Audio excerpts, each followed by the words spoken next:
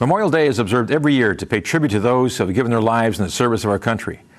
With me now to discuss a special upcoming observance ceremony are one of the program's co-chairs, Don Bushy, and American Legion Post 1983 Commander Chuck Linkenheld. Welcome to the show. Thank you. Thank you. Well, so you're co-chair. Yes, I am. And what does a co-chair do?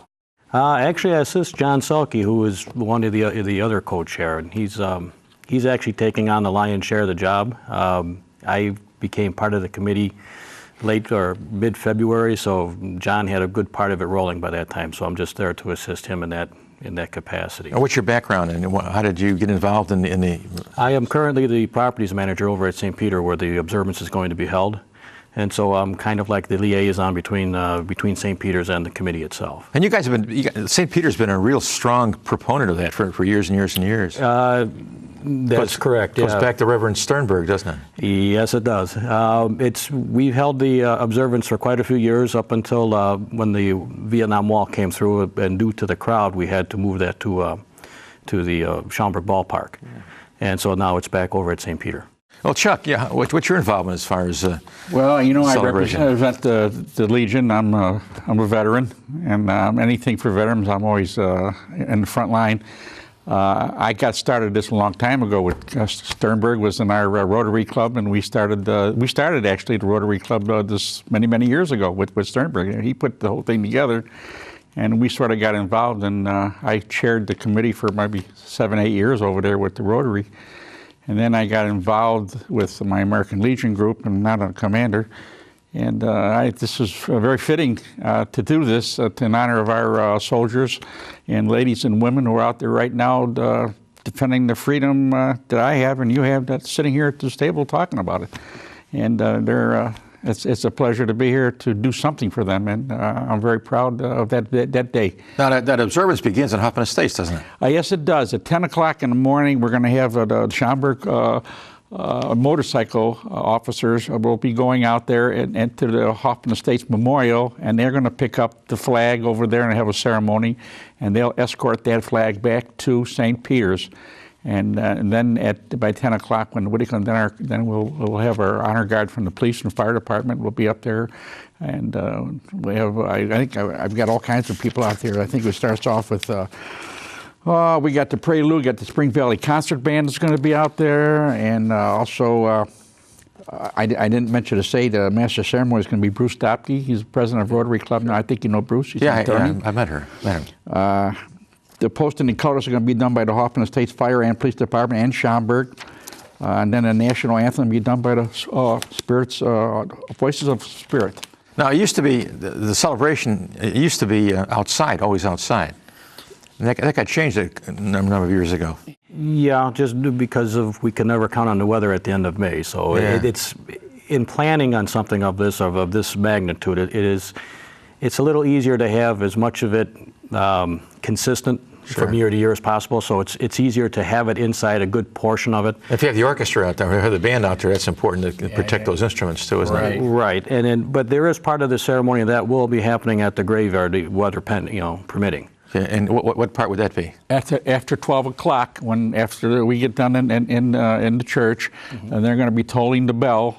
And then everybody's going to proceed out, follow the Legion and the VFW guys out to the cemetery, where they'll be putting flowers around the graves over there, and then they'll have a salute, and that'll be done about 12:15. And they play taps too, don't they? They will play taps over there too. Yes, they will. That's always kind of a haunting melody, isn't it? It goes right through you. Sure does. It's the very first time I heard it, went through boot camp to this day. It still goes through me. So you went to boot camp where?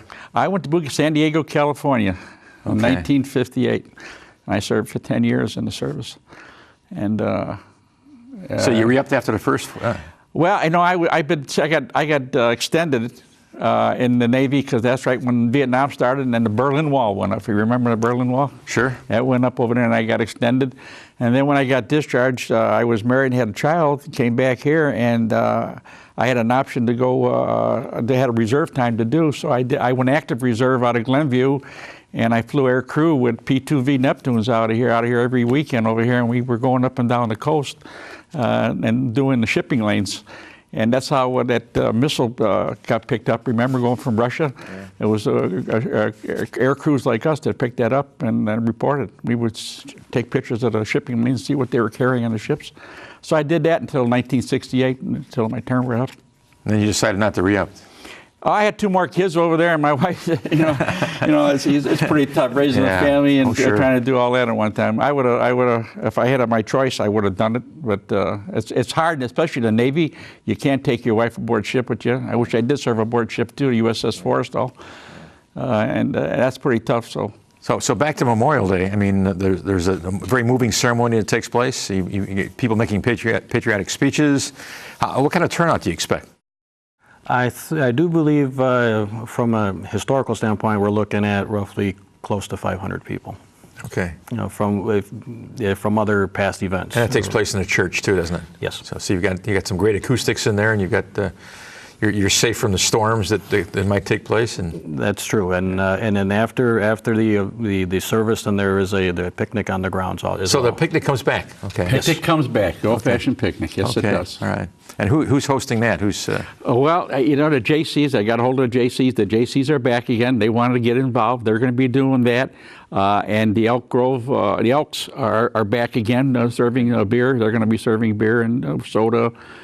They wanted to get back involved. Oh, we got so many groups. That's the nice thing about this. It's a real community event. It's a community event. It's everybody working together as a team, and that is great. Not only just community, we got Kaufman Estates and Schaumburg working together as partners in this thing. And it's so great to see everybody get out there. And you've noticed as much as I did. I can't believe the support we have from people. Exactly. I'm fielding maybe 3-4 calls a day from volunteer events or volunteer groups wanting to see what they can do. Oh, that's great. That's great. I know there'll be an article in the Cracker Barrel that'll be coming out prior to Memorial Day. Well, we owe you a thanks, because I think you revived this again, going to get it going again, and that was great. I heard that. Pastor Hudick is, he wrote me a letter indicating how important it was to St. Peter to be back involved and to bring it home to St. Peter. It is part of our history. It's something that we've made a statement earlier about Pastor Sternberg. I remember that as going to school there as a kid, that was a big part of our school year. The closing of the school year was the Memorial Day service. So you went to St. Peter. I graduated there in 1973. Yes. 73. You can give your age away here, right? No, that's okay.